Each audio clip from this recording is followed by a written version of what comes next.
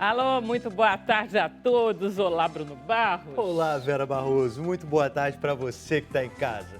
No Sem Censura de hoje, nós vamos falar de medicina e espiritualidade, vamos falar de Cazuza e vamos ter música, não é, Bruno? É isso mesmo, Vera Barroso. Medicina e espiritualidade podem ser parceiras? O cirurgião José Genilson Ribeiro garante que sim.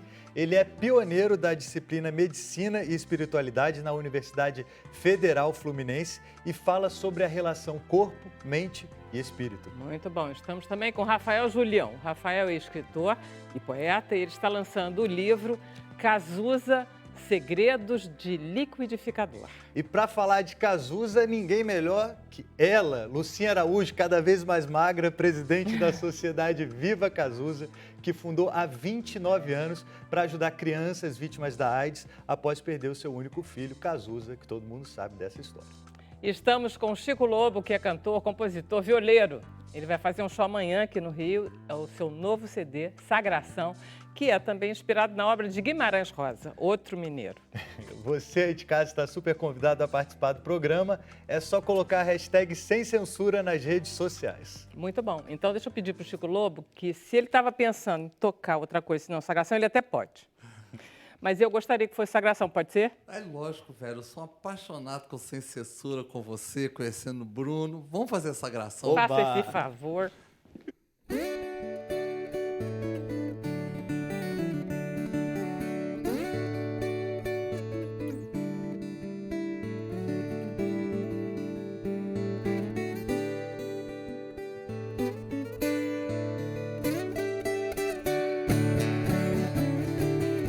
Ei, a viola em sagração, ofício de fé da cantoria, ponteio de moda em louvação dos reis magos em folia, reisados gerais em comunhão, rito de cantiga em rezaria, cortejo das cordas em procissão, hóstia de violeiro, é estrela guia, e a viola em sagração, ofício de fé da cantoria, corteio de moda em louvação, em folia, chora viola.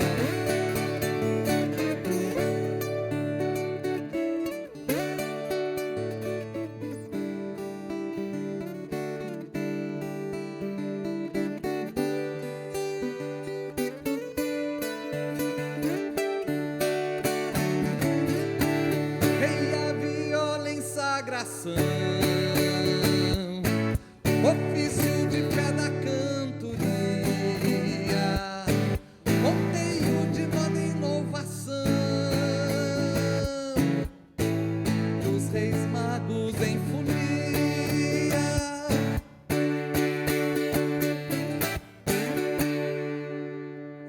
Que trem bom demais! Olha! Eu não sei o que está acontecendo comigo, mas eu acho que quando você canta aqui, fica mais bonito que no CD.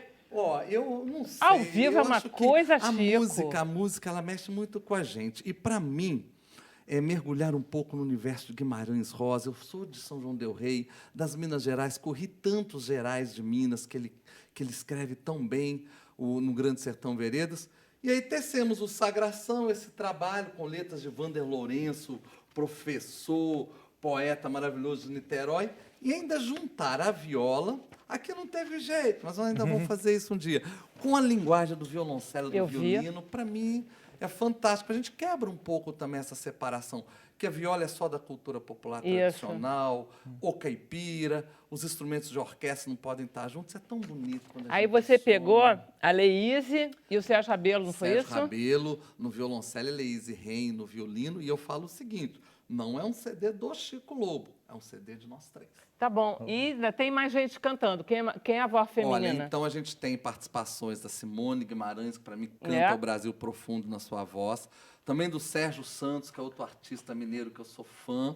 Temos a nova geração, que é a Bruna Moraes, cantora nova de São Paulo, Mariana Nunes, de Minas Gerais, e o tenor João de Souza, que faz comigo uma modinha, que eu queria muito lembrar um pouquinho da época, assim, Carlos Gomes. Então, a gente tem o soneto caipira, que junta a viola, o cello e o violino, e também com o tenor cantando comigo. Que lindo. Esse show vai ser uma coisa. Onde é que vai ser? Que horas tudo? Vai ser, então, amanhã, dia 5 de julho, 20 horas, no Centro da Música Carioca, Arthur da Távora, ali na Tijuca. Que é um lugar E também ótimo. tem uma coisa muito bacana. Esse CD foi todas pinturas feitas para ele, a de Adriano Alves. É lindo. E a gente vai projetar mais 20 telas pintadas dentro dessa temática dos Gerais de Minas, de Guimarães, com essa cor maravilhosa, com essa textura bonita. E vou receber, olha que surpresa, assim, uma cantora que eu admiro há tanto tempo, que se apaixonou pelo CD, a gente conversou. Chico, eu quero cantar com você. Ela já tinha cantado comigo num trabalho meu lá atrás, Caipira do Mundo, que é a Verônica Sabino. Caramba! Então ela vai estar lá junto, cantando esse sertão de Minas junto comigo. E um trabalho que está sendo pela gravadora Quarupi, que eu amo, eu acho uma das gravadoras mais brasileiras. Eu tô achando que vai ser uma experiência esse show de amanhã. Quer dizer, na verdade, Olha. precisava ter uma cachaça mineira, assim, um torresmo. A gente Pão de queijo, levar queijinho da ca- Não é, Bruno? canastra. Você sabe que você me deu uma ideia? Eu vou falar assim, ô Verônica, eu sei que tantas baladas você já emplacou. Fazer um CD com viola, modas e baladas, já pensou em... Muito bom. Mas a dela. viola está na moda agora, né? É um Os jovens estão... instrumento- O jovem está querendo rever um pouco a viola, porque ela traz muito da identidade de um Brasil interior. Você Mas continua lá em Minas fazendo continuo, teu Belo Instituto Horizonte, Social. Instituto Chico Lobo, onde a gente está atendendo hoje 70 crianças da zona rural que aprendem viola e a cultura caipira. Uma cultura que foi ficando, às vezes, esquecida, que sempre foi pela oralidade do avô passando para o pai, do pai para o filho, e, às vezes, um pouco a modernidade faz perder isso. Então, são 3 monitores. Estamos em Santa Cruz de Minas, atualmente, que já foi considerada a cidade mais violenta do Brasil, e hoje estão vivendo um momento muito bonito de recuperar a sua identidade. Estamos lá atendendo 40 crianças. Estou indo agora, dia 9 para lá, vai fazer um ano do nosso projeto lá com eles. Vamos lá. Ô, Chico, você sabe que outro dia estava aqui um trio de forró nordestino, e eu estava comentando com a Ieda Maranhão que eu adorava o som do triângulo, lembra? E que aí eu perguntei para ela, onde é que vinha o triângulo? Porque é um instrumento, onde é que vem o triângulo? Quem inventou esse negócio? Tlim, tlim, tlim, que é uma Fazer o beleza. tlim, tlim, tlim. Foram os portugueses, menina. Bruno foi imediatamente, os universitários. Dr. Google. Foi no Google, impressionante. é português. Eu estou falando isso para jogar isso para Portugal um pouco aí. Porque a viola, a gente não pode esquecer que ela descende das violas portuguesas que chegaram aqui na época da colonização. E as pessoas acham que ela só foi do sertão, não. Ela foi muito importante na musicalidade do Rio de Janeiro. As primeiras modinhas imperiais, os primeiros lundus, tudo era tocado nas cordas da viola. Depois, com a chegada do violão, que a viola se afastou e foi para onde abraçaram a viola, que foi o interior. Mas ela teve muito Pergunta presente. ignorante. Qual a diferença da viola para o violão? A viola é um instrumento de 5 ordens duplas. O violão são 6 cordas únicas, né? A forma de afinar é diferente, a tradição é diferente, o se tocar é diferente. Então, a própria sonoridade É sempre da viola metal, né? É sempre metal, uma sonoridade muito bonita, muito dolente, e lembra muito o trovadorismo da época lá da Idade Média. Então, quando a viola chega pela mão dos portugueses, o brasileiro, um tempo já depois da colonização, começa a reinventar aquele instrumento, construindo com a madeira da região, as cordas eram tripas de animais, aí começa a ter toda uma cultura interiorana que se fixa nas violas. E eu vou há 12 anos em Portugal para os encontros de viola da arame. Tem o meu grande parceiro lá, Pedro Mestre, que toca viola campanista do Alentejo. Lançamos, inclusive, um Tem DVD, um de DVD Minas ao ótimo, uma Alentejo, delícia. um documentário do universo meu em Minas, o universo dele nas planícies alentejanas. E sempre estou retornando esse ano para a Ilha da Madeira. Vamos fazer já um 9º encontro das violas da arame lá. E eu Olha levo só. representando a viola brasileira. É verdade, Vamos queria lá. que você tocasse para mim um jingle. Você que fez o jingle de São João del Rei. Que história é essa? Nossa Jingle de São Senhora, João. Fiquei com muita porque São João curiosidade. ganhou o título de capital brasileira da cultura. Uau! E aí, isso foi já uns 5 anos atrás. E eu fiz o jingle, mas eu não vou lembrar disso, não. Capital brasileira da cultura, oiai, São João del Rei, terra de cantoria. Era algo assim, mais ou menos. Me pegou no flagra. Que eu Nossa, posso do fazer. céu. Não, São mas tem João outra da- coisa. E a minha raiz, São João del Rei, né? É zona da mata? Não, é Campo das Vertentes, a eu região viajei. linda. Tô perdido no E mapa eu ali das nasci, Minas. É tão meu bonito, pai, né, Aldo essa Lobo região. Seresteiro, cantava serestas. Canta ainda, pai está com 88 anos, quando eu levo a viola para lá é uma alegria. Toma a cachaçinha ainda que você falou. E São João também teve o primeiro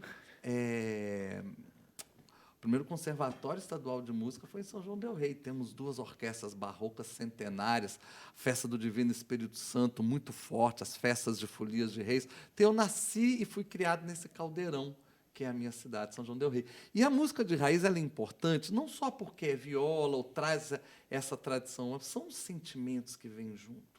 O sentimento que eu chamo uma palavra que eu acho que nem tem no Aurélio, que chama compadricidade, que vem do compadre, da comadre, se ajudar sem esperar nada em troca. Isso é típico das festas de mutirão do interior. Uma religiosidade cristalina, Que mais tá muito solta, presente nesse que é CD. muito presente nesse CD. Um amor fraterno, que é o se ajudar. Então, eu acho que são sentimentos que, cada vez mais, os grandes centros urbanos estão precisando. Minas é metido pra caramba, né? Olha só isso. Só tem lá. Não, mas Minas, Entendeu? ó, você É sabe que, impressionante, cara. Olha só, antes disso, tem uma dúvida aqui. O que é catira? Que você Catira. fala aí, tem no texto que eu... São 2 significados. Primeiro, catira é uma dança hoje de sapateado e palmeado, e alguns historiadores dizem que nasceu de uma forma que os jesuítas utilizaram para catequizar os índios. Tá. Eles se emocionavam com o som da viola e eles usavam para que os índios dançassem ao redor da Santa Cruz ali, e aí vinha os índios, aquele passo dos índios em giro, dali nasceu-se o catira ou cateretê, que talvez tenha sido a primeira forma musical nascida no nosso Brasil. E tem o catira, que o papai fala que é a troca.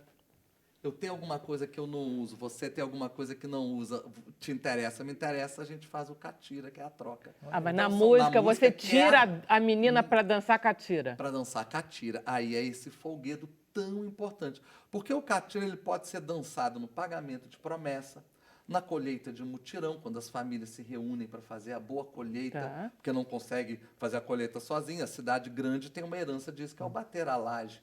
Quando as famílias se Isso juntam mesmo. para bater a laje depois a feijoada, é herança das festas de Exatamente. mutirão. Tem toda a razão. Então se dança o catira, inclusive depois da função sagrada da visita da folia de reis na casa, anunciando o nascimento do menino Deus, na época de dezembro a janeiro, se dança o catira para se divertir, quando seria um lado profano ao lado do lado religioso. Uma última curiosidade, antes de eu ir para o intervalo. Tem muita festa junina agora em Minas também, que nem tem no Nordeste? Tem com também. fogueira, aquela As coisa quadrilhas toda? são famosas. E em Minas se tem ainda a tradição de atravessar as brasas.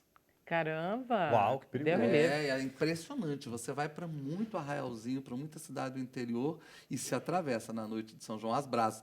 E tem também uma outra coisa. Dizem que na noite de São João, da meia-noite para o dia, se você for numa lagoa e a água estiver parada, você olha o seu futuro. Se você olhar, tiver com as 2 orelhas, você está vivo até o ano que vem. Se tiver só com uma orelha, você morre naquele ano. Ainda bem que já Meu passou São Deus. João. Então, as tradições são muito fortes. Eu costumo dizer que a linha do que é imaginário, do que é verdadeiro, é muito tênue nessas tradições incrustadas nos sertões de Minas e do Brasil. É verdade. Salve Minas Gerais. Vamos para o intervalo rapidinho? A gente volta já.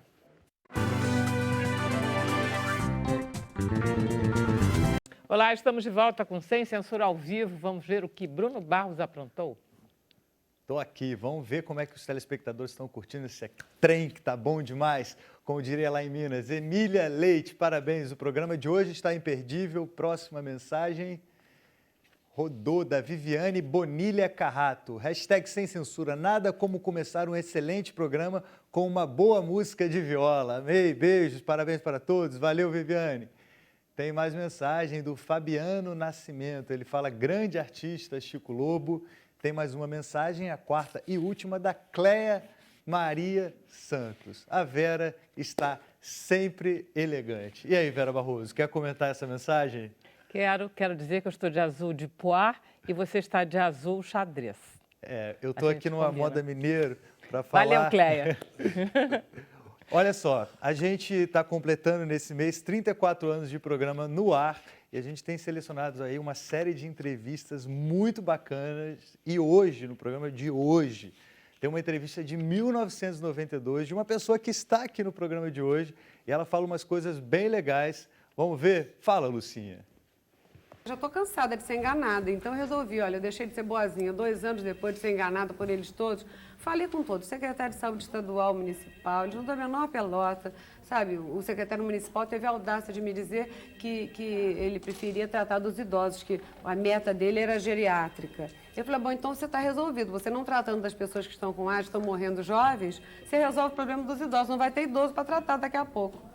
Sabe, a gente até nem se transa muito bem. Então, eu virei aquela pessoa odienta, sabe? Que vou procurar secretários, eles dão um tempo, não faz, eu falo mal deles. Agora resolvi fazer isso, não tenho nada a perder. Ô, Lucinha, essas pessoas acham que antes que vai pegar são os outros. Ela não vai pegar nunca, mas né? aí, infelizmente, eu não quero ser tão radical assim. Não sei se não tivesse acontecido comigo, se eu não estaria, de que lado eu estaria também. Não vou radicalizar, claro, né? A gente nunca pensa. Mas você você disse o sabe problema que... do século, fim de século, né? É uma grande epidemia, é um grande drama do fim de século. Pesquisa é uma coisa muito falha. Você imagina você chegar para o cara, senta ele, você é homossexual, ele logo vai dizer não. Não. Sabe? Aí eles vão pesquisar, descobrem. E ainda se sabe muito pouco dessa pesquisa doença, é uma coisa né? que fica falha nessa doença. Você viu a matéria do JB ontem? Vi. Página inteira discutindo se a mulher transmite ou não transmite AIDS ao homem. 50% dizendo que sim, Né? Quer dizer, 50% então, garantindo não que se não. sabe ainda efetivamente direito o que é essa Porque as doença. pessoas mentem. Pesquisa sai falha por isso. Olha aí. Caramba, gente, quanta besteira se dizia em 1992 a Não respeito sabia da se a mulher AIDS. transmitia ou não a AIDS.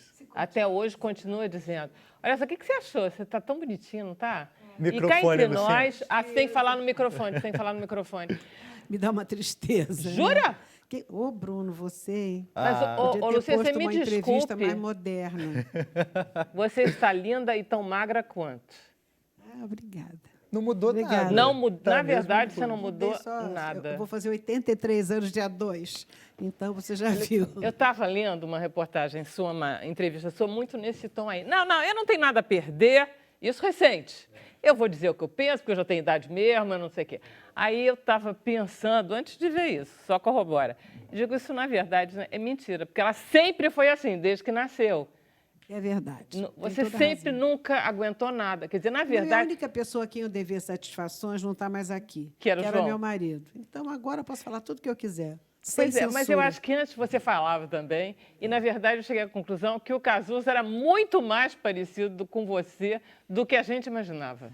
De temperamento Não era, é? só porque ele viveu outra época, não é? Eu vivi uma época muito diferente da dele, né? Com certeza. É. Mas não é tanto tempo assim, não? Você está falando, Não, é muito eu pouco sou tempo. 21 anos mais velha É que muito ele, mas foi pouquinho. suficiente para as nossas... E ele era uma pessoa muito à frente do tempo dele. Eu não era à frente do meu tempo, eu só era contestadora, mas não tinha coragem, imagino, naquela época, de contestar nada, muito menos meus pais, meu marido, nada. Nada, você era mais, não é exatamente dócil, era mais reprimida. E ele Com era toda menos. certeza. Ele não é nada reprimido, né? Eu até que tentei, mas não consegui. Foi difícil. Mas é porque pessoas assim como você deve ser difícil mesmo reprimir. É. Eu acho que sim. Eu acho que meus pais não jogaram a toalha, não. Mas eu, com o Cazuza, joguei a toalha. Olha só, voltando àquele assunto, como é que você perdeu 15 quilos? Olha, eu fui engordando 1 quilo por ano, 1 quilo por ano, e não prestei atenção. Quando eu vi, eu estava muito gorda e começando a usar roupa larga. Aí eu falei, não, eu vou... Aquela famosa roupa larga preta? Claro. Aí a minha médica me receitou umas injeções que eu não vou dizer o nome, senão ela me mata. Mas a gente sabe quais são, né? Que tira a fome. Aquela injeção. Não é que tire a fome. Tá Não é bem que tire a diabético. fome. Não é para... Será que é para... Sabe que eu nem sei, mas como eu confio E muito aí nela... é ótimo A que vai doutora emagrecer, Loreta né, Burlamac, que ela vem muito aqui. Ah. E então eu falei, eu estou infeliz, eu estou gorda, fico usando essas roupas largas, já sou velha, ainda gorda. E aí ela foi, olha, eu vou te receitar uma injeção, mas se você sair por aí receitando para todo mundo, você vai ver. Então eu não abro minha boca. Tá bom. Mas eu também não vou mentir que fiz regime, não fiz. Mas, enfim, você conseguiu emagrecer. Aí eu consegui emagrecer 15 quilos. E você tá... Agora eu parei já de não, tomar. Porque todo mundo... Eu tenho mania de emagrecimento. Mas você está bem magrinha da última vez que eu te vi. Está tomando essas injeções. Engordei. Mas é um problema isso. Mas, enfim, o que eu acho é que todo mundo fica dizendo que a gente cai quando emagrece. Não é verdade. Não é verdade. A gente fica mais jovem. Porque, na verdade, é o todo que se vê. Caída eu já estou. Caída eu já estou mesmo. Aí é um problema de gravidade, não é um problema de nada. E eu também não vou fazer plástica nunca, não é que eu seja contra, mas eu não quero fazer. Então, deixa cair, mas pelo menos as roupas ficam melhor não, meu a gente, corpo. a gente se carrega melhor. Você fica mais disponível, mais saudável. Então, você está muito melhor de saúde. Com certeza. Acabei de fazer, eu vou viajar, então fiz todos os meus exames. Eu estou com os exames de uma garotinha de 63 anos. Jura por Deus? Tipo sangue, assim, colesterol, triglicerídeos, tudo. É impressionante isso. É impressionante o que a gordura faz em você. E você parece que é muito farrista, né? Sou. Você continua? Eu fico muito impressionada, Lúcia. Eu adoro não, porque eu tenho metas, entendeu? Eu preciso de ícones na minha frente. Mas eu sempre fui assim. O João me acostumou assim também, né? Porque ele era um assim. homem de gravadora. Saía à noite, a gente tinha tudo que era show, boates e não sei o quê. Depois que ele morreu, eu não podia parar. E os meus amigos ficam me chamando, eu não sei dizer não. E aí vou. Vai. Mas você não fuma. Nunca fumei, realmente. Mas eu bebo. Não sou alcoólatra, mas eu bebo. Eu gosto de um vinho, mas fumar nunca tive vontade. Pois é, mas eu acho que beber, tudo bem. O negócio é o cigarro, que você precisa de fôlego para aguentar a noite toda. Com certeza, é verdade. Mas também não saio toda noite, não. Eu saio noite sim, noite não. Ela sai um dia ressaca, outro dia... Cara, é muito animada. E como é que está a sociedade? Está ótimo, está ótimo. Agora, a gente não tem só crianças soropositivas, porque diminuiu muito o número, graças a Deus, e temos também soronegativas. Mas estamos com 27 crianças, e todas muito bem de saúde. Agora elas ficam menos tempo, porque são adotadas, são reintegradas às suas famílias, mas nós também tratamos de 200 adultos que não moram lá. As crianças moram lá em regime de internato. E esses adultos são, sim, soropositivos? Vão lá uma vez por semana. Para receber. Mas esses adultos já foram as suas crianças? É um apoio ao tratamento. Porque o Brasil é dos poucos países no mundo a distribuir medicamentos para AIDS gratuitamente. Né? Função muito do Cazuza. E o que estava... Não, foi o Serra que fez isso. O Cazuza, coitado, ele só conheceu um remédio. Foi o AZT, não estou dizendo isso, não, mas a publicação do caso do Cazuza teve uma influência nessa política do Ministério da Saúde. Então, o que estava acontecendo é que custam muito caro esses remédios. Ele quebrou as patentes, o Serra quebrou as patentes e tudo, mas, mesmo assim, custa muito caro para o governo. E, então, a maioria não sabe ler, não sabe escrever. Eu estou falando de população pobre, né? Mendigos, população de rua mesmo. E, então, eles jogavam fora os remédios sem tomar e era um prejuízo e morriam como... É uma coisa inacreditável. Mas, enfim, a gente pensou nesse apoio ao tratamento. Então, eles fazem assim, eles vão lá, a gente ensina a tomar o remédio, quem não sabe ler nem escrever, a gente colore as cartelas. E, como prêmio, a gente, além de ter um apoio psicológico, a gente dá uma cesta básica. Então, a atração é a cesta básica. Eles vão mais pela cesta básica e a gente aproveita e conversa, ensina a tomar o remédio. Eles têm que provar que estão se tratando nos postos de atendimento. Então, é um trabalho que está dando muito certo. A gente já está fazendo isso há uns 15 anos. E você está sentindo que a epidemia é uma coisa mais controlada hoje em dia, não, né? Eu não acho que seja, não. Infelizmente, entre os jovens, nunca foi tão triste. Entre os jovens de 16 a 26 anos, de acordo com o Ministério da Saúde, são os mais atingidos hoje em dia. Por que você acha, Lucinha? Não, sabe, eu não sei, eu tenho uma opinião. Eu acho que é assim. Esses remédios novos, as pessoas ficam bem, saudáveis, com boa aparência. Então, os outros acham assim, mas eu vou transar sem camisinha e depois vou na farmácia e compro um coquetel. E, na realidade, não é um coquetel. É a junção de 1 ou 2 ou 3 remédios, de acordo... O seu médico é que tem que receitar para você, de acordo com seus exames. Então, o que está acontecendo é isso. As pessoas voltaram a se contaminar. Principalmente os jovens que não viram a AIDS.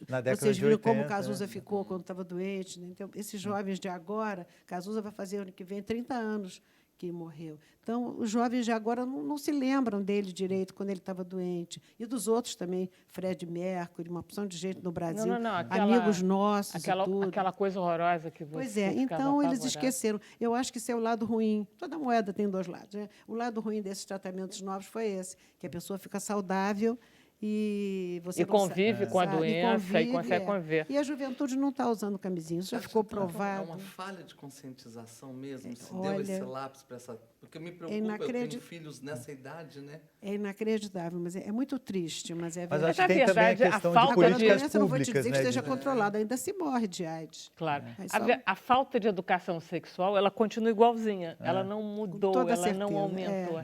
Inclusive, os idosos também se contaminam, né? Exatamente. Você Continua. é otimista em relação à cura da AIDS? Eu sou sempre, mas eu acho que está longe. É? Eu ainda acho que esteja longe.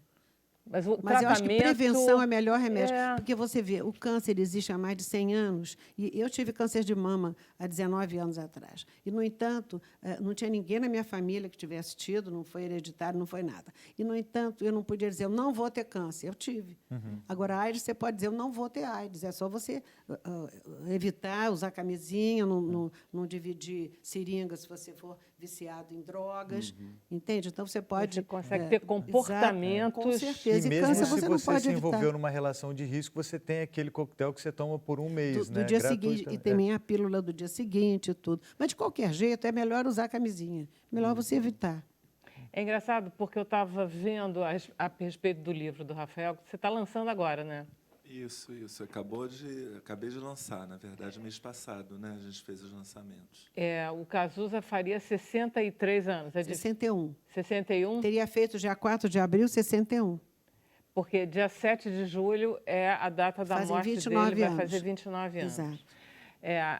É uma delícia imaginar o Cazuza com 60 anos. Não dá para Sabe? imaginar. Dá para imaginar, dá, claro que não dá. dá. Ele continua igualzinho, não continuaria? Eu Você acho que continua sim. assim? Ele não ia Mas, mudar de jeito não ia nenhum, mudar. imagina, ele Você devia sabe tá de pior. quem ele é colega de infância, o Cazuza, que eu estava falando De com ela? quem? Luiz Roberto Barroso, Uau. ministro do Agora Supremo. você imagina, né, como é que a vida da gente dá voltas, né? Os dois... Tinha cada um Pedro foi- Bial também, né? Mas você sabe que o Luiz Roberto, ele cita muito Cazuza nos discursos dele, aliás, Já os vi. políticos de um modo geral, mas ele particularmente. Ele tem essa relação O de Pedro Bial criança. também, o Pedro Bial foi amigo de infância do Cazuza, todos têm 61 anos. Tem uma história que o Rafael conta, que eu já tinha esquecido, a gente vai esquecendo as histórias.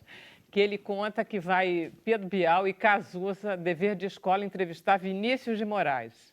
Isso, E aí? eles vão pequenos, né? 12, Eles 13 tinham anos. uns 11, porque era assim, eles tinham que entrevistar um diplomata que tivesse largado a carreira. E aí ele falou, papai, você tem algum amigo diplomata que tenha largado a carreira? Aí o João falou, o Vinícius. Aí o João telefonou, marcou e foram os dois. Mas pode contar o resto. Não, mas não é a história da banheira, encontram ele na... Eles chegaram, o Chegaram. Vinícius fazia tudo deitado numa banheira com uma Banheira quente, tábua, água quente. escrevia, batia, fazia tudo. Com E uísque do uísquinho lado. Aí os dois entraram e ele falou, vocês querem um uísquinho? E os dois ficaram com vergonha de dizer que nunca tinham bebido, né? E tomaram o uísque com o Vinícius, saíram bêbados os dois da casa dele. Trabalho E uma escolar, pena né? que o Bial perdeu essa fita.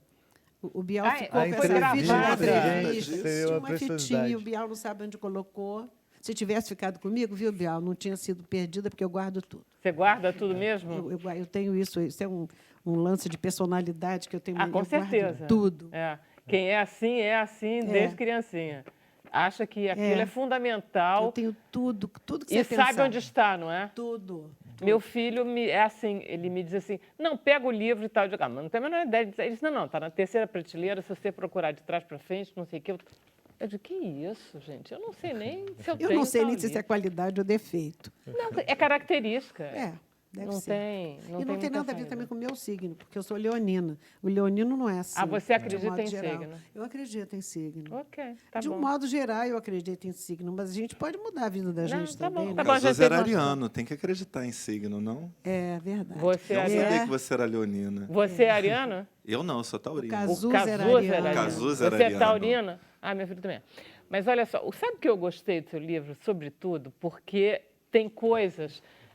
O Cazuza, por exemplo, ele era uma pessoa muito intensa, aquelas coisas todas, ele podia fazer até mal a si mesmo, e fez. Mas, na verdade, não tem a menor importância quando a gente vê que o Cazuza faz bem a pessoas como você. Que ele fez bem a você. Tem um momento que você diz, não, o Cazuza é importante na minha vida. Aí eu digo, caramba, o Cazuza faz bem, quer dizer, essa coisa. Mas ele tem uma letra que ele diz mal nenhum, é dele e do Lobão, que ele diz: eu não posso fazer mal nenhum a não ser a mim. Verdade. E essa coisa, porque você é muito mais novo, né? Eu nem sei se eu pensaria por aí Eu do sei que você não fazer pensaria. mal a si mesmo, que acho que nós todos fazemos bem e mal a nós mesmos em proporções diferentes, ou talvez nem em proporções diferentes. Mas aquilo que eu quis começar o livro falando tinha a ver com o impacto da canção Isso.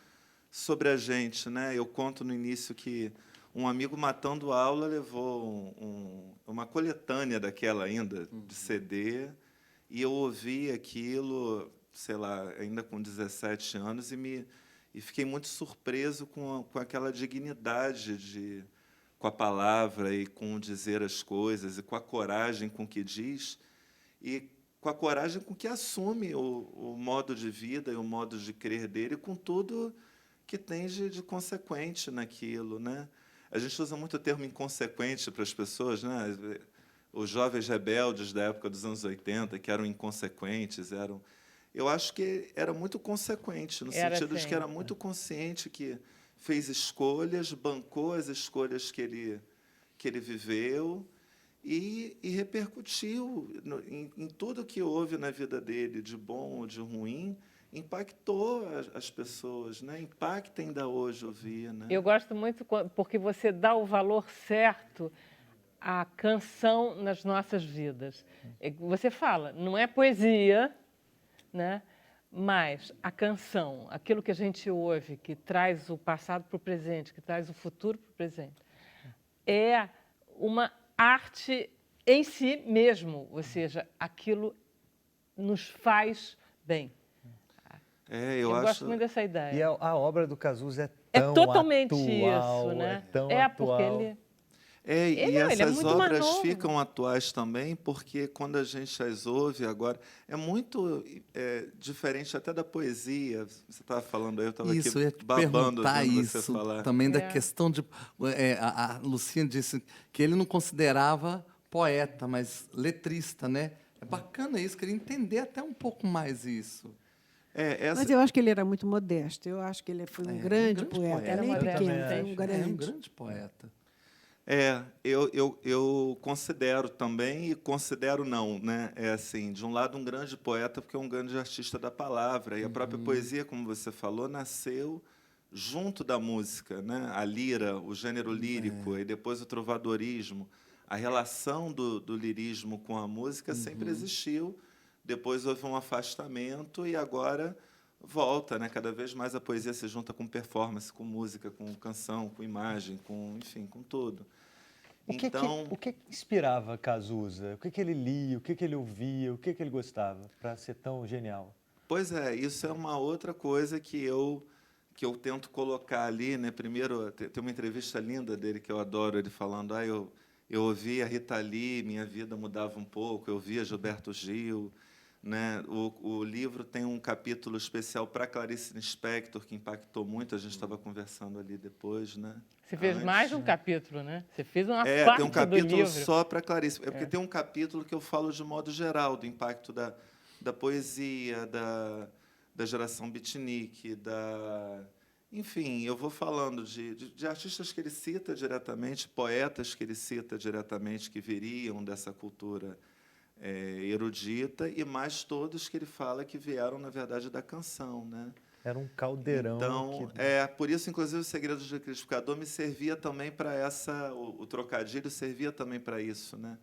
Para a coisa de tentar desfazer a mistura que fica ali homogênea, a gente não sabe de onde veio, mas ali tem tudo, né? Tem Clarice Lispector, tem E você vai desvendando, eu gosto muito disso, porque você conta a história da vida e todo mundo que está em volta, tudo que ele ouvia, tudo que a gente ouvia, depois você vai pegando as músicas e você vai destrinchando, você vai mostrando a parte de todos os pedacinhos, esse mosaico que é a vida de uma pessoa, esse mosaico que é um talento como ele, e você define ele de uma forma que eu achei bem bacaninha, que é o cronista noturno da Boemia Carioca. Essa é uma que é citação, muito bom. Né? Essa coisa da noite é bacana. A noite é muito inspiradora.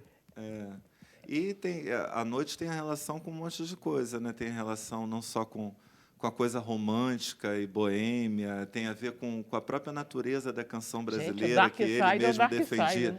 que adorava a Maísa, né? Que adorava a coisa E também ele nasceu no berço esplêndido da música popular brasileira, né? Porque o pai dele, desde os 15 anos, só trabalhou com música na indústria fonográfica. Então, para ele foi criado junto com Caetano, com Você Gil. é tão modesta quanto Cazuza, porque, na verdade, quem cantava lá era você, né, dona? Ah, mas imagina, depois que ele ficou um astro, eu até fiquei com Mas vergonha de você ter tentado. Não, eu sei, mas quem ele ouvia cantar, a música vinha através da sua voz. Afinal, também, você... mas as pessoas que frequentavam a nossa casa, tipo, Mas Maísa ele já foi era minha maior. colega de colégio. Não, mesmo pequenos, novos baianos, todos, ele era amigo de todos, ele pequenininho. Porque ele é mais novo que essa turma toda. Com Essa toda turma certeza. toda é da minha idade, ou É, seja, gente é que verdade. nasce nos anos 40. Ele nasce no final dos anos 50. Super parceiro de Bebel Gilberto. Ai, mas aí Bebel já era coisa de maluquice, talvez, né? Mas parceiríssimos, eles têm composições maravilhosas. Eles têm a mesma idade, né? Não, ela é mais moça, ela é bem é mais mais moça. moça. Ela Ela é bem começou mais moça. cedo, mas ela é bem mais moça. Então, as bagunças de Cazuza. Não sei se ele levou ela para o mau caminho, se foi ela que levou ele. Os dois foram juntos, Os dois não são como se precisa. fossem irmãos. É. Mas conta, Rafael, o que você estava falando. Não, eu nem sei mais o que eu estava falando, que eu lembrei agora Falava muito da noite. da Da versão. noite, Não, me das- lembrei de das você influências. cantando Cartola e dele cantando Cartola, cantando o Mundo é E Bonito. Dolores É Duran e essas coisas. Então tem essa ligação com toda essa coisa da canção, da vida boêmia.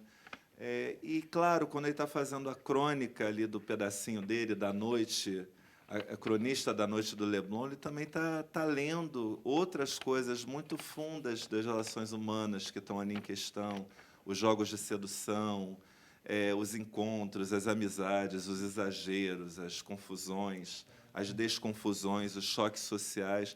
Parece que tudo ali no registro afiado dele ganhava várias camadas, né? Afiado é uma ótima palavra. A navalha é um símbolo, né? Tem essa coisa Maravilhoso pra cortante, ele.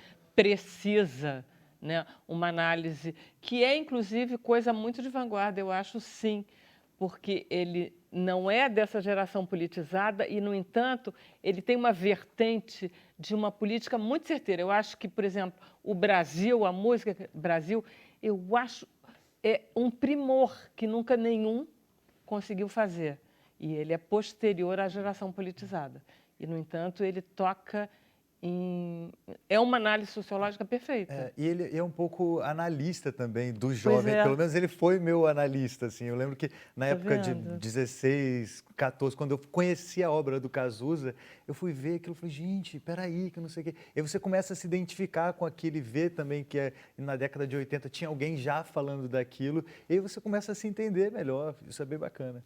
O valor da juventude, que está na coisa romântica, está na coisa dos anos 60, 70 e que chega nos anos 80, né? Então, essa coisa do jovem, as questões da juventude. O jovem é intenso, e ele foi intenso como ninguém, e ele passa, até hoje, um nível de secura de vida, de necessidade de vida, de estar vivo, que chega a ser irônico, né? Com certeza, é verdade. Eu concordo com tudo. E meu marido sempre dizia, você tem que esperar as pessoas falarem bem do nosso filho, não é você sair por aí dizendo que ele é o melhor, o maior, não sei o quê. Eu digo, não, eu vou continuar dizendo sim, porque eu acho. E aí, eu também atrás- acho, mas eu não vou sair por aí falando. Eu digo, então, o problema é seu, eu quero falar. Eu achei meu filho da geração dele, talvez de várias gerações. Eu comparo um pouco a Renato Russo, eu acho o Renato maravilhoso, mas eles tinham uma diferença fundamental. O Cazuza era muito alegre e o Renato muito triste. Era a diferença dos dois, né? Ele não Um era era depressivo geneticamente como o Renato. alegre e o outro geneticamente triste. Eu acho que a gente pode quase comparar ele com o Noel Rosa, nesse sentido do cronista da cidade, né? Inclusive, Noel morreu da AIDS da Muito época, né? Tuberculose, com 26 anos. Que é um pouco equivalente. Já lançou o livro, então? Isso, saiu no mês passado, a gente fez 2 lançamentos, né? Um com uma conversa, o outro a gente fez uma coisa mais festiva, mais alegre, e já está nas livrarias, E é isso. Parabéns. Já Está lindo. E você tem mais livros ainda, porque tem até esse aí de baixo, que é do Caetano. Porque, na verdade, são trabalhos que se originaram em trabalhos acadêmicos. Eu, na verdade, sou professor, né? Achei bonito escritor, né? Mas, lateralmente, acho que é a minha... Eu podia ter dito escritor e professor, né? Eu sou escritor, mas, vamos dizer, eu sou professor. É a coisa que... O salário no final do mês é do professor, né? E da existência e é mesmo. bacana, acho que né? É lindo. Né? E aí eu fiz o mestrado sobre o Cazuza e o doutorado sobre o Caetano. E aí, depois do doutorado sobre o Caetano, depois de lançar o livro sobre o Caetano, eu voltei ao Cazuza e lancei também o Cazuza. Então, tem os dois, um Cazuza e um Caetano. Eu queria te dar os parabéns pelo bom gosto, primeiro, de ter escolhido Caetano, que é o meu grande amigo, e segundo, por ter escolhido Cazuza, porque você foi de muito bom gosto. Parabéns. Que lindo, muito bom. É lindo, imagina eu ouvindo. Vamos lá para o intervalo, a gente volta já já.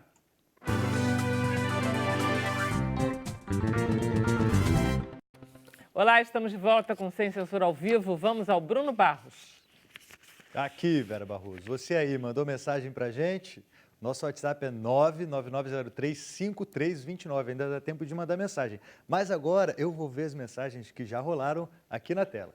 Júlio Lopes, mandou um textão aqui. Boa tarde, o programa está ótimo. É sempre engrandecedora a presença do violeiro Chico Lobo. Seu trabalho é de muita relevância para a cultura de raiz. Ele é um defensor da viola, dos violeiros e desse mundo interiorano que ainda resta dentro de nós. Estamos juntos amanhã, Chico. Abração, chora viola.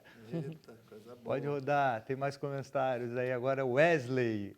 Tá lindo o programa de hoje, mandou um coraçãozinho aqui, ó, Wesley. Coraçãozinho para você também, valeu pela mensagem.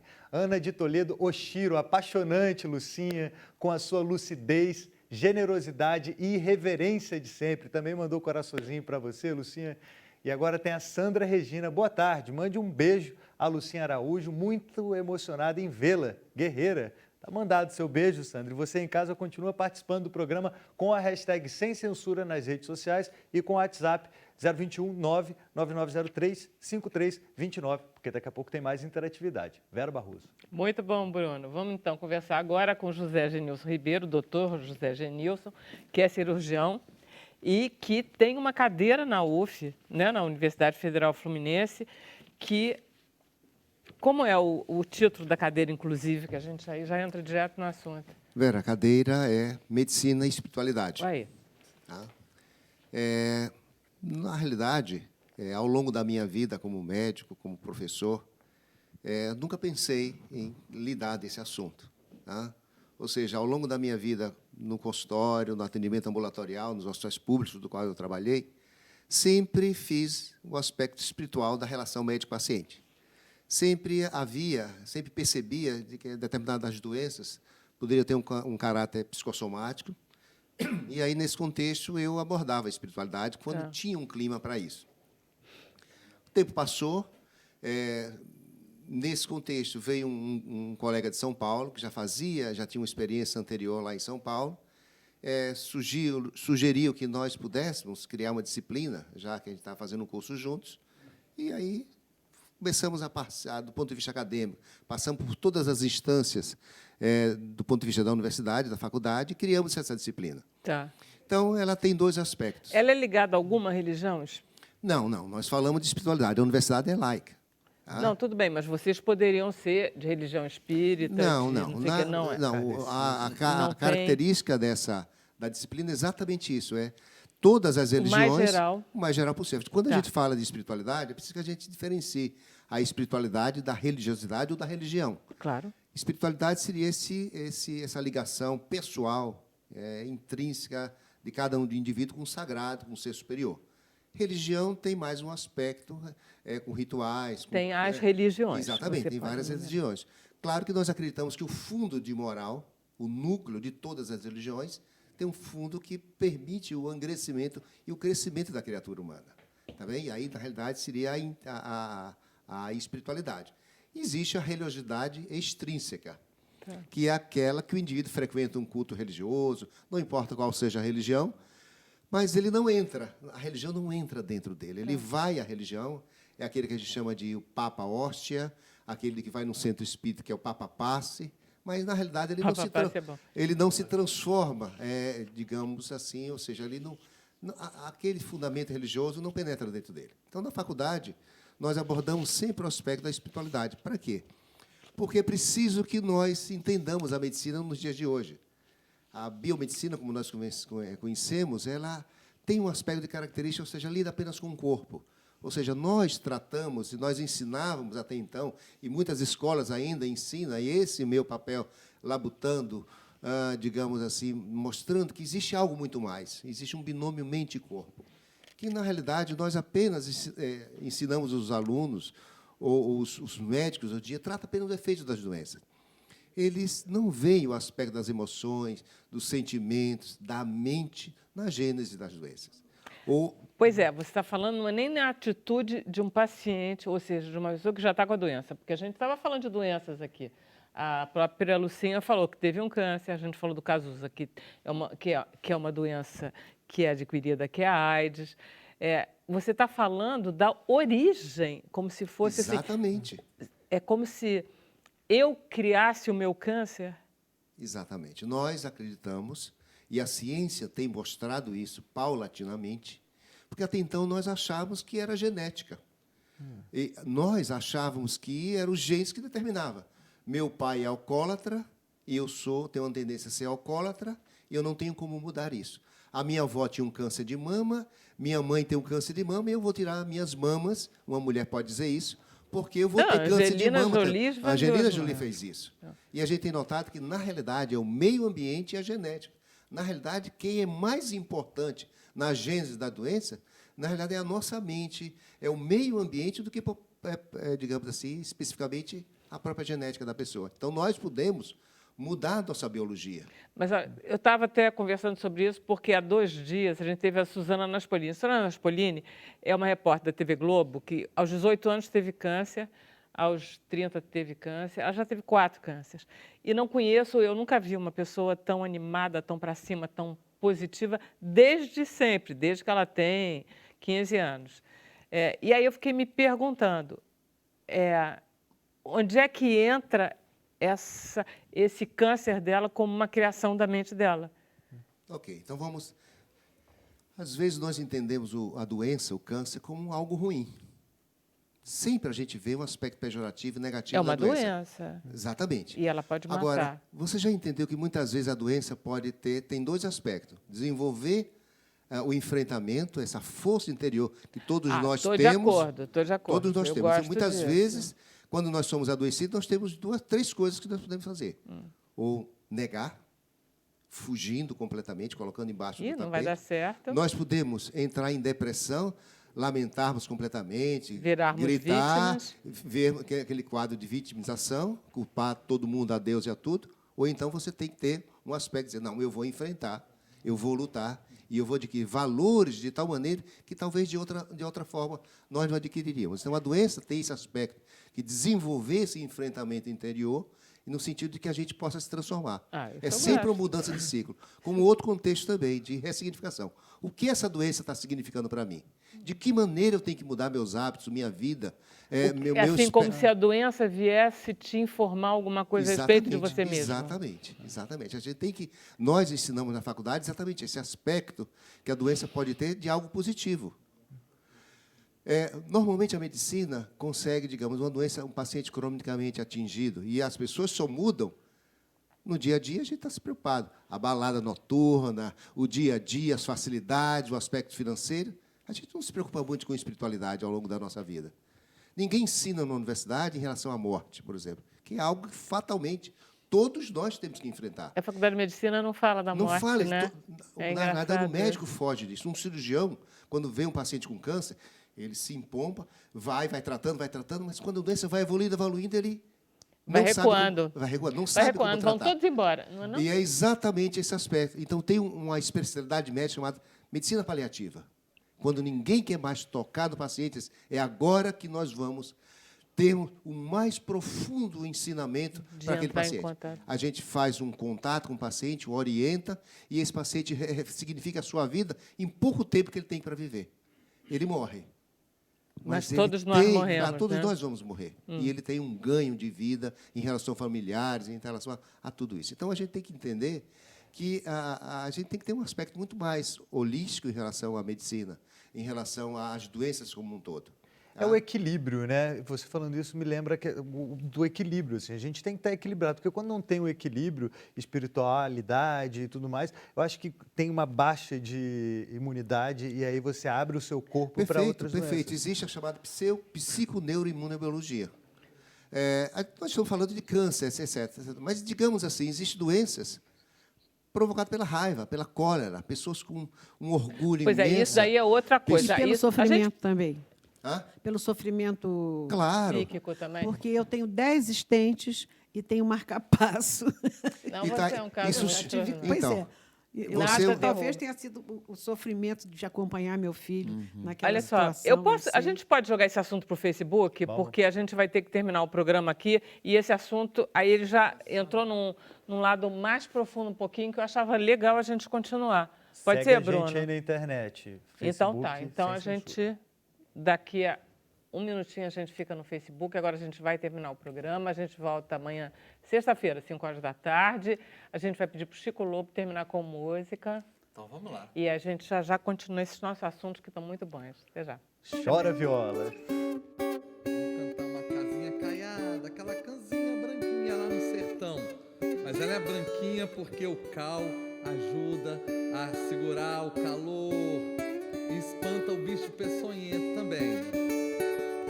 Casinha caiada, pé de pé no quintal, córrego de quimeras, estrela em varal. Casinha caiada, ao redor milharal, alume a estrada, vai dar em arraial. Casinha caiada, tão longe do mar, candeeiro de sol, lamparina em luar.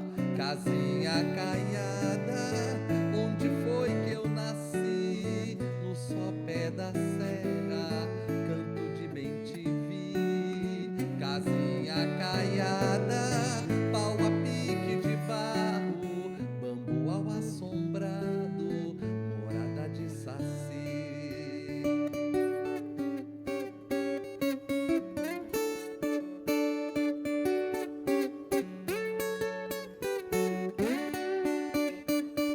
Chora viola, nessa casinha caiada. Casinha caiada, onde foi que eu nasci? No sopé da serra, canto de bem te vi. Casinha caiada, pau a pique de barro, bambu ao assombrado, morada de saci.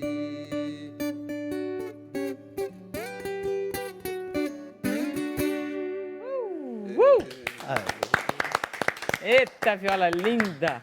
Muito bom. Então, Bruno, estamos no... Estamos no Facebook. Então, Ainda vamos não lá Vamos esperar um pouquinho. As Vamos... mensagens. Tá. A gente vai, então, continuar essa conversa, porque você estava falando, entrando numa outra coisa, que a Lucinha falou que ela tem 10 estentes e que isso poderia ter sido causado pelo sofrimento que ela teve. Mas você diz mais do que isso. Não é só o sofrimento, é o mau pensamento, é a falta do perdão. E eu fiquei muito impressionada com isso. É hora do Ângelos. Isso mesmo? Exatamente, olha, existe uma das poucas especialidades médicas que já vem trabalhando em relação a isso. Isso é científico, tá?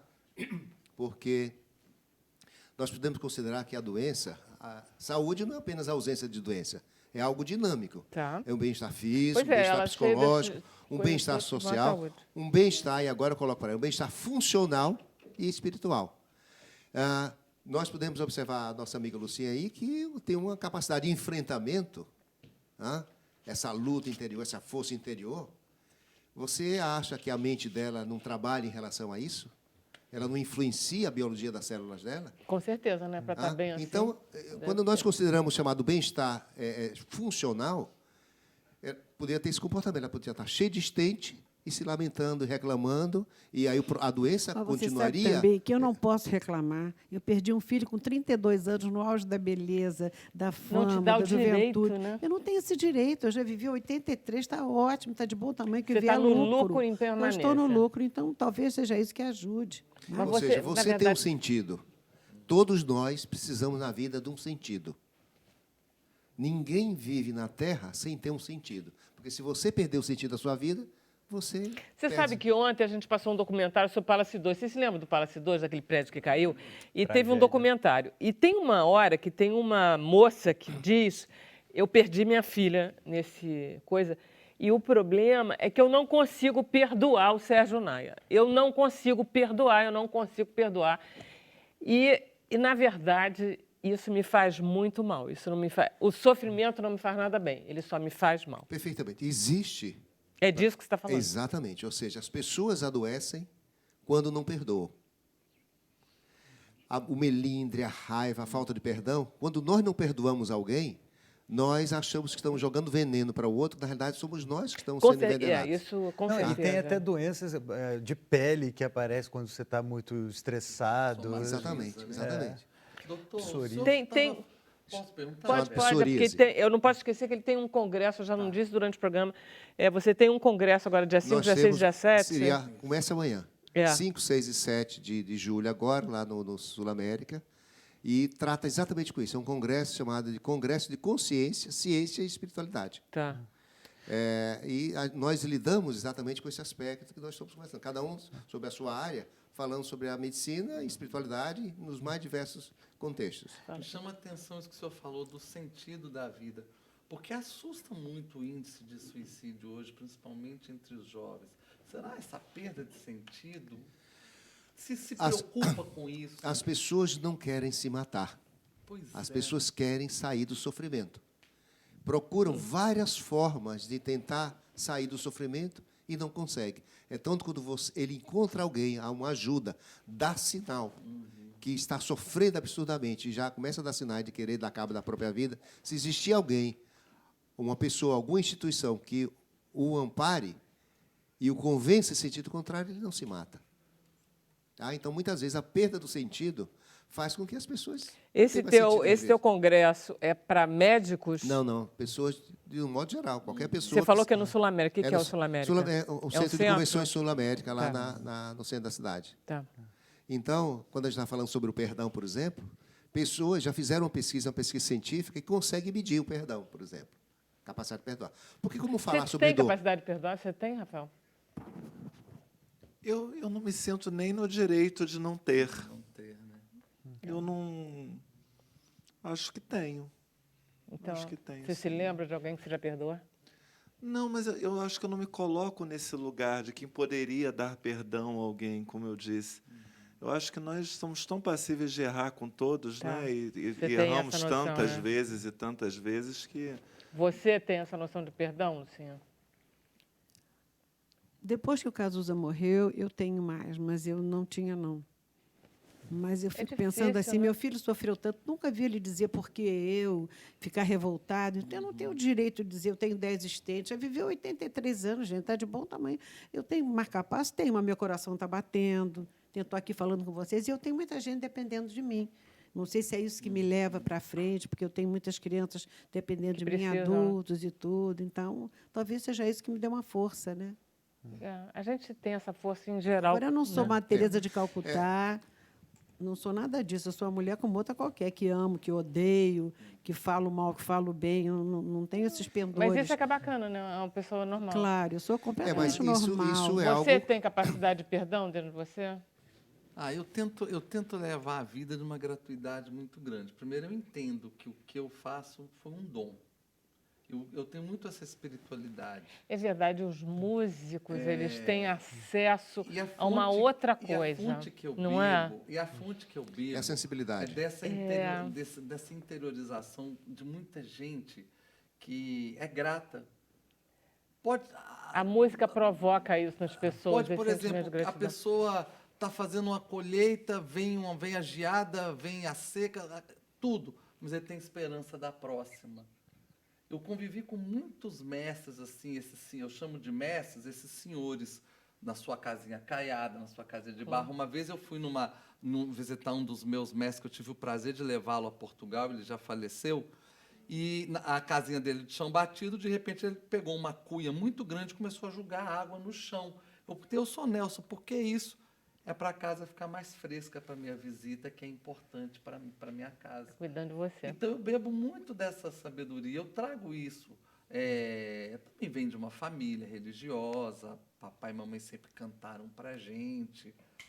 Não que a vida não seja fácil. Eu acho, por exemplo, o fato de ser artista, para mim, o que mais me dói, que se torna mais angustiante para mim, é ganhar dinheiro da minha arte. Opa.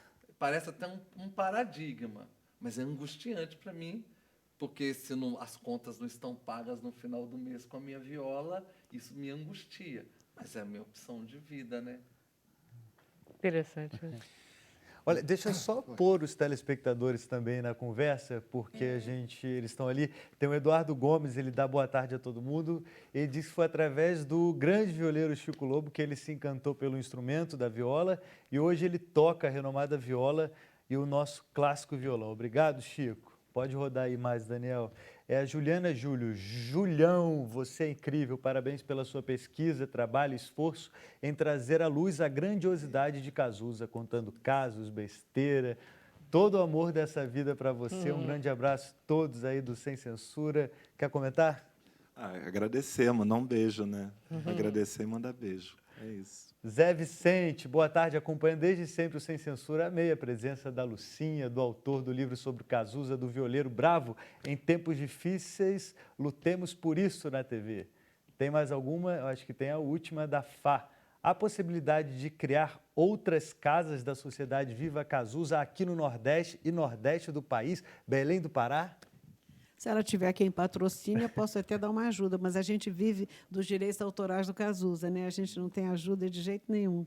E é uma coisa, para fazer bem feito, a gente gasta muito dinheiro, eu dou muito de mim, eu vou lá todos os dias, e é difícil. Eu pensei em abrir outras casas, mas desisti. Por causa disso, né? É muito caro. Agora, eu gasto dinheiro dos direitos autorais do Cazuza todos lá, ainda ponho do meu todo mês, para fazer direito.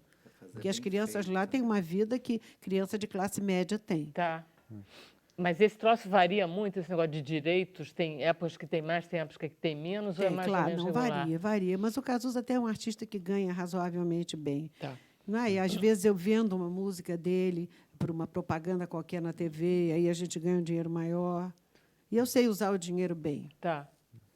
Ela faz Não, tudo legal, você vive dessa sociedade, né? Você, assim, é a sua animação. É a minha vida, por isso que eu estou viva 30 anos depois que perdi meu filho. Isso é a minha vontade. Era deitar numa cama e chorar. Quero morrer junto com meu filho.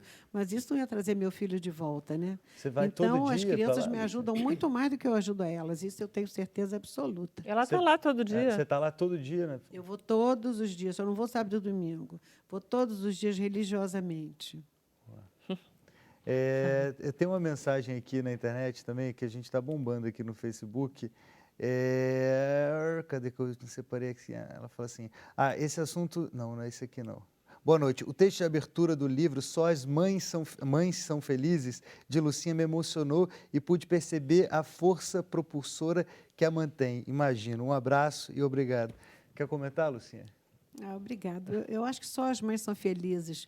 É uma frase que não é nem do Cazuza, é do Jacques Kerouac, um grande escritor americano, poeta, 40, inclusive. Que ele adorava, né? Ele adorava. É bem das leituras dele, né? Você tem um poeta beatnik, né? Um escritor poeta beatnik, maldito. né? Ele adorava dizer que o poeta era maldito, mas que ele também era maldito. Aquelas coisas do Cazuza. Mas eu acho que nem sempre as mães são felizes. Eu acho que as mães só são felizes quando os filhos são felizes, né? Pelo menos no meu pensamento, mas seria ideal que só elas todas fossem felizes. As mães são só felizes de ser mãe você já é feliz filhos, no dia do nascimento. A ideia o resto é essa, né? é a vida que vai conduzir teu filho, né?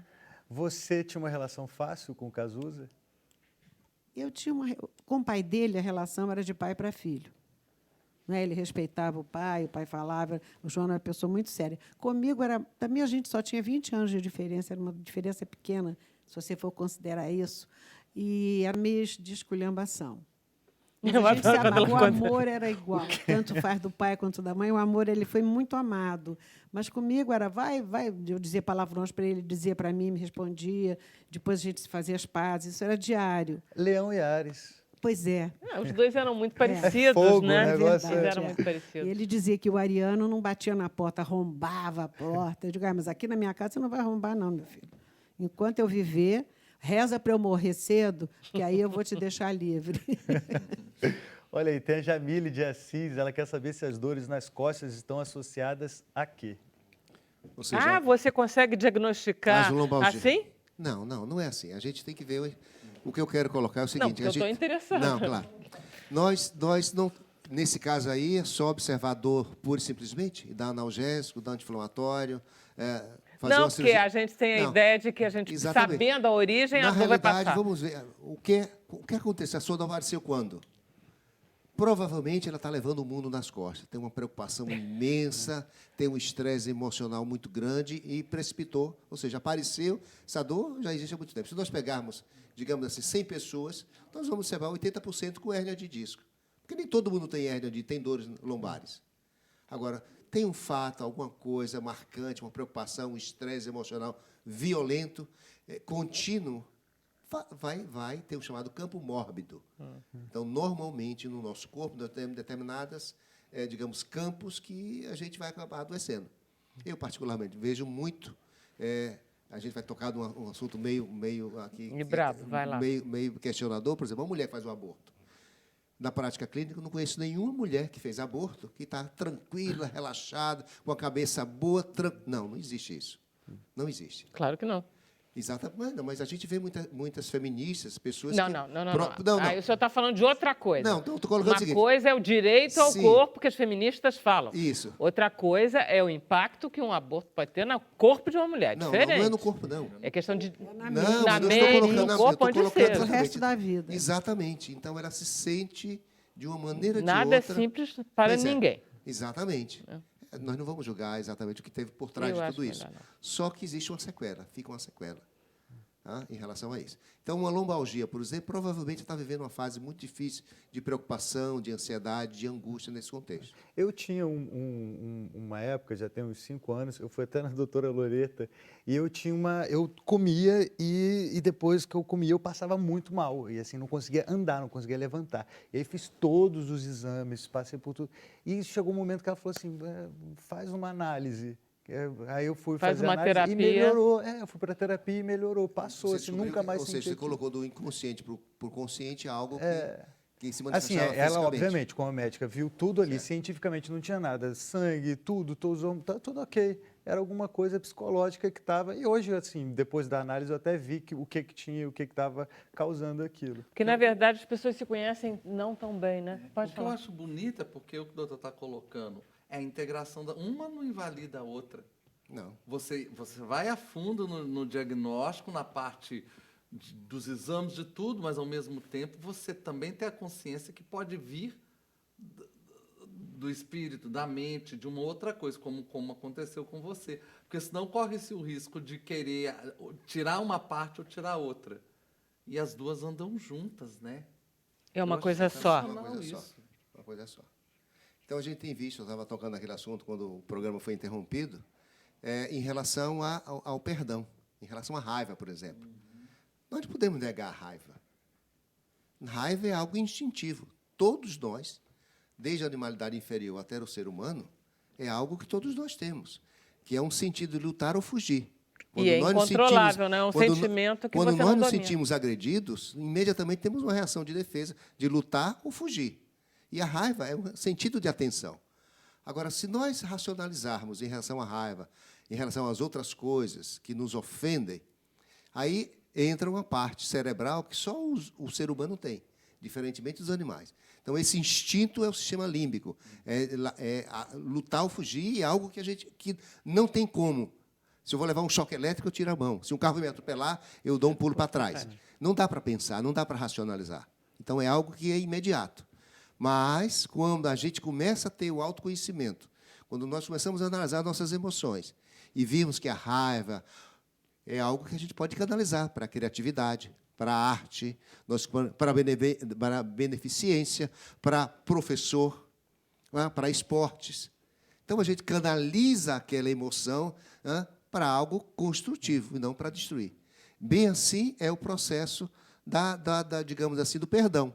Quando nós entendemos o mecanismo do perdão e nós achamos que, enquanto não perdoarmos, nós continuamos permanentemente adoecidos e mais cedo ou mais tarde vai aparecer algum tipo de problema. Tem razão. Na verdade, a gente tem que se perdoar primeiro a si mesmo. Sim. Exatamente. Repita, por favor, as datas, a hora, mês, tudo.